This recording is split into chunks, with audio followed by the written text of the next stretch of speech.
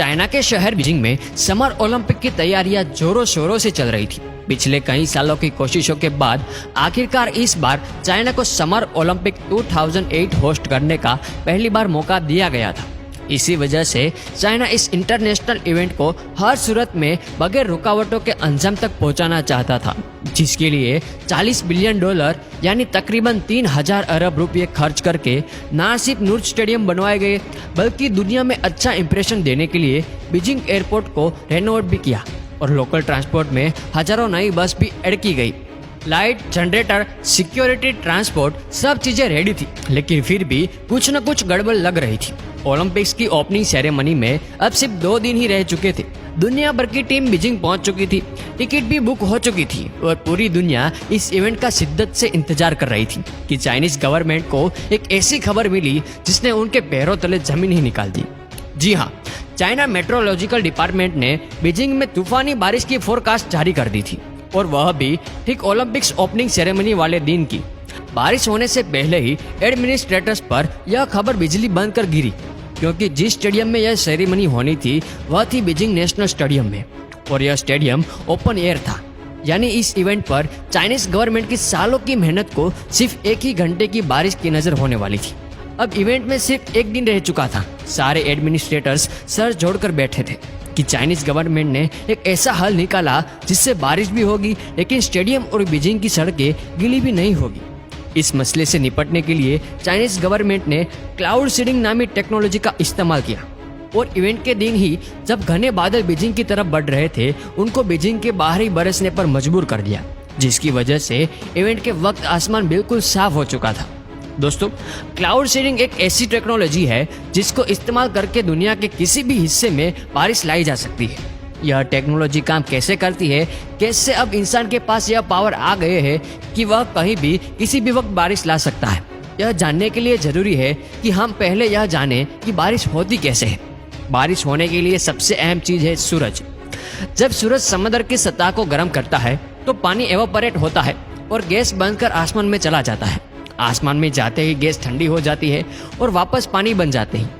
जी हाँ, पानी के छोटे छोटे ड्रॉपलेट्स मिलकर बादल की शक्ल बना लेते हैं, लेकिन इस बादल में यह छोटे छोटे ड्रॉपलेट्स आपस में एक दूसरे से जुड़ते नहीं हैं, क्योंकि यह ड्रॉपलेट्स पानी के प्योरिस्ट फॉर्म में होते हैं, यानी इनमें किसी भी किस्म के पार्टिकल्स नहीं होते। लेकिन जैसे ही इन ड्रॉपलेट्स का सामना मिट्टी के ज़रात या धुएं के पार्टिकल से होता है, तो ये एक दूसरे से मिलकर बड़े ड्रॉपलेट्स बन जाते हैं और अर्थ की ग्रेविटी की वजह से जमीन पर गिरना शुरू कर देते हैं, जिसको हम बारिश कहते हैं। यह तो था बारिश का बेसिक फंक्शन, लेकिन क्लाउड सीडिंग में बारिश कैसे मुमकिन बनाई जाती है।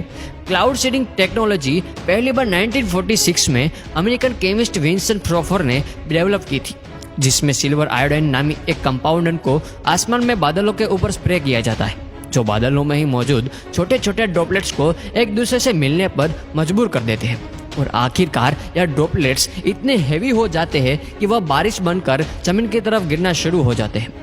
लेकिन इस बारिश को सिर्फ रेन नहीं बल्कि आर्टिफिशियल रेन कहा जाता है। 1967 में यूएस और वियतनाम की वॉर के दौरान अमेरिका ने वियतनाम को क्लाउड सीडिंग के जरिए शिकस्त दी थी। लेकिन सवाल यह है कि आखिर कैसे अमेरिका ने इस टेक्नोलॉजी के जरिए वियतनाम की आर्मी को कमजोर कर दिया था।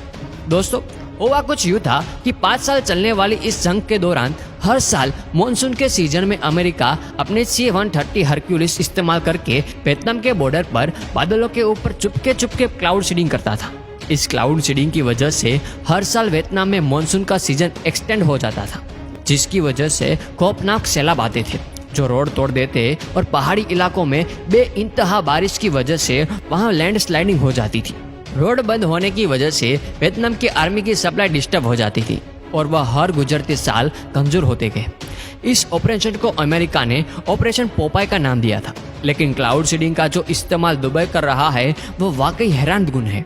दुबई जो ग्लैमर का दूसरा नाम माना जाता है और जहां हर किस्म का ऐशो आराम मौजूद है। लेकिन क्या आपको मालूम है कि दुबई पीने का पानी एक एक कतरा कितनी मुश्किल से जमा करता है? क्योंकि दुबई में सिर्फ साल में 10 बार बारिश होती है। इसी वजह से यहाँ कोई रिवर भी नहीं बहती। पानी तो दुबई के पास बेशुमार है, लेकिन यह है सोल्टी वाटर, जो किसी भी सूरत में पीने के काबिल नहीं है। अगर यह सोल्टी वाटर पिया जाए तो ये इंसान को एक ही झटके में मार भी सकता है। तो तो आखिर दुबई पीने का मीठा पानी लाता कहाँ से है? इसके लिए दुबई में बहुत जॉइंट रिवर्स ऑस्मोसिस प्लांट लगे हैं जो समंदर के पानी से सोर्स निकाल कर उसको पीने के काबिल बनाते हैं। लेकिन यह सब इतना आसान भी नहीं है। दिन रात चलने वाले यह प्लांट रोजाना लाखों नहीं करोड़ों लीटर पानी फिल्टर करते हैं, लेकिन साथ साथ बेशुमार बिजली भी कंज्यूम करते हैं, जिसकी वजह से 1000 लीटर पानी फिल्टर करने की कॉस्ट दुबई को $60 यानी 4500 रुपये पड़ती है। इस खर्चे से बचने के लिए दुबई पीने का पानी भी क्लाउड सीडिंग के जरिए इकट्ठा करता है। जी हाँ, दुबई में हजर के पहाड़ों में एक डैम बनाया गया है जिसके ऊपर आसमान में दुबई गवर्नमेंट क्लाउड सीडिंग कर दी है। जब बारिश होती है तो बारिश का कतरा कतरा पहाड़ों से स्लाइड करता हुआ समंदर में जाने के बजाय इस डैम में इकट्ठा हो जाता है, जो ना सिर्फ पीने के काम आता है बल्कि दुबई इस पानी से बिजली भी प्रोड्यूस करता है। जहां फिल्टर प्लांट में 1000 लीटर फिल्टर करने का खर्चा 4500 रुपये आता था, वहीं क्लाउड सीडिंग से यह काम सिर्फ 75 रुपये में हो जाता है। दोस्तों, इस वीडियो को लेकर आपकी क्या राय है नीचे कमेंट करके जरूर बताएगा। और अगर आपको ये वीडियो अच्छा लगा हो तो इसे लाइक करिएगा, शेयर करिएगा ज़्यादा से ज़्यादा लोगों तक, और ऐसे ही और भी इंटरेस्टिंग वीडियोस को देखने के लिए हमारे फेसबुक पेज को आज ही फॉलो करें। धन्यवाद।